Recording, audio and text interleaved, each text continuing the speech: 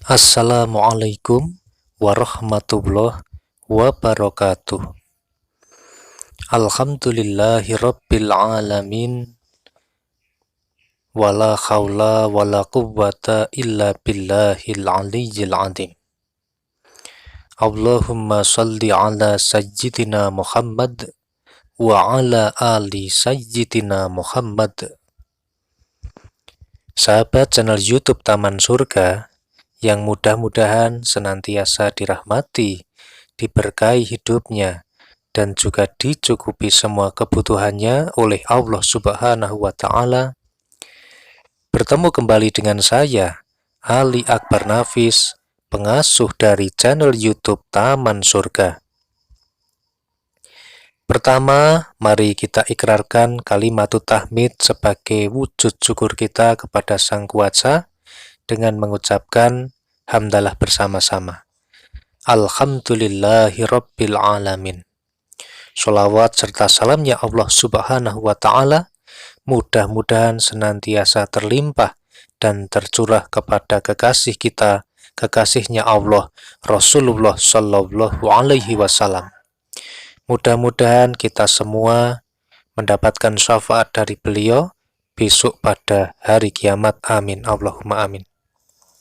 Sahabat, hari ini kita akan membahas sebuah tema mengenai rezeki yang tentu saja sangat menarik untuk kita kaji bersama. Tema besar kita hari ini adalah rumah, mobil, tanah, pendidikan, dan pekerjaan bisa didapat dengan cara ini, rezeki bumerang. Baik, kita langsung masuk kepada pokok pembahasan yang sangat menarik ini. Ini ada sebuah tema yang sangat luar biasa. Rezeki bisa didapat, namun rezeki ini juga bersifat sebagai bumerang kepada yang menggunakannya. Bagaimana maksudnya ini, Pak Nafis? Maksudnya di sini adalah seperti ini. Terkadang nikmat yang kita dapatkan hari ini dulu diawali dengan wasilah dari orang tua kita yang memaksakan dirinya untuk mendapatkan sesuatu untuk kita. Sebagaimana sebuah motivasi Islami yang sering kita dengar, man jadda wajada. Barang siapa yang bersungguh-sungguh, niscaya dia akan berhasil. Banyak yang kita hari ini bisa mendapatkan pendidikan kita, baik itu S1, S2, S3, ataupun selebihnya, yang dulu ketika prosesnya ternyata orang tua kita memaksakan dirinya untuk membiayai sekolah kita. Padahal kalau dihitung-hitung bisa jadi tidak cukup rezekinya, tetapi bagaimanapun caranya orang tua bahu-membahu untuk menyekolahkan kita. Baik itu dengan cara menjual aset yang dimiliki, meminjam ke sana-sini, berhutang, ataupun yang lainnya. Yang jelas, dengan cara dipaksakan tersebut, alhamdulillah, maka hari ini kita mendapatkan pendidikan yang terbaik tersebut. Bisa jadi juga kendaraan yang kita miliki, rumah yang kita tempati saat ini, dulunya sebenarnya tidak bisa kita miliki, karena kita merasa bahwa penghasilan bulanan kita tidak pernah cukup digunakan untuk membelinya. Namun, dengan sebuah keputusan yang kuat, dengan tekad yang kuat, dan dengan niat yang kuat, maka akhirnya kita memberanikan diri untuk membeli kendaraan tersebut. Bisa sepeda motor, bisa mobil, ataupun rumah yang kita tempati sekarang. Meskipun di dalam prosesnya kita harus tersiok-siok dalam melunasi cicilan-cicilan demi cicilan yang harus dipenuhi. Bagi sahabat channel YouTube Taman Surga yang tidak pernah merasakan hari ini, maka kita harus banyak-banyak bersyukur Karena di luar sana ada banyak orang yang harus memaksakan dirinya untuk mendapatkan atau menjemput rezeki dari Allah Subhanahu wa Ta'ala. Bahkan tidak menutup kemungkinan hari ini juga masih ada tanggungan-tanggungan, hutang-hutang karena memaksakan diri di masa lalu yang hari ini masih harus ditanggung. Bisa jadi mobil yang kita gunakan saat ini belum selesai cicilannya. Bisa jadi rumah yang kita miliki saat ini belum selesai cicilannya. Bisa jadi juga pendidikan yang kita lakukan masih meninggalkan atau menyisakan hutang yang belum terlunasi. Ataupun selebihnya yang lainnya. Nah, di sini terkadang ketika kita meningkatkan kapasitas diri kita, maka Allah akan memberikan karena kita memantaskan diri di hadapan Allah bahwa kita bisa, bahwa kita mampu menerimanya, dan kita bisa mendapatkan amanah tersebut. Sehingga meskipun pada awalnya dipaksakan untuk mendapatkan kendaraan, mobil, pendidikan, dan sebagainya, ternyata akhirnya Allah Subhanahu wa Ta'ala memberikan rezekinya 100% kepada kita. Bisa jadi perjuangan kita dalam membina rumah tangga dahulu kala, kita diawali dari sebuah tekad yang bulat untuk melamar calon istri. Namun sebenarnya kita belum memiliki pekerjaan yang tetap. Kita belum memiliki penghasilan yang jelas. Namun kita beranikan diri kita untuk mendapatkan orang yang ingin kita nikahi.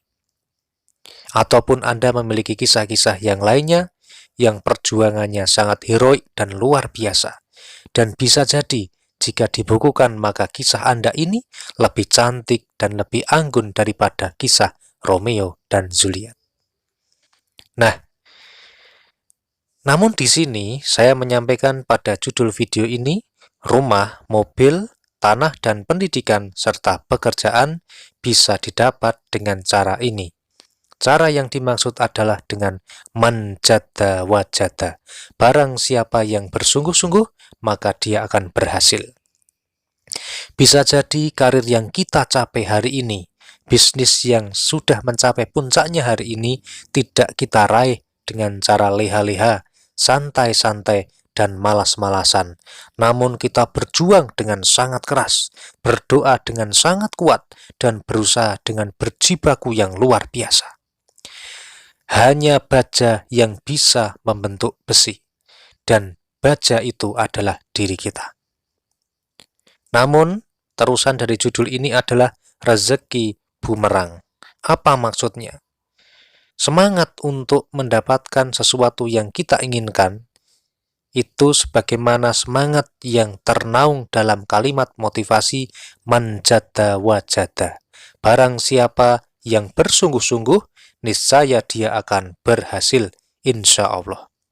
Namun sebaliknya, hal ini memiliki 3 pantangan yang bisa menjadi bumerang yang dahsyat dan menghancurkan hidup kita.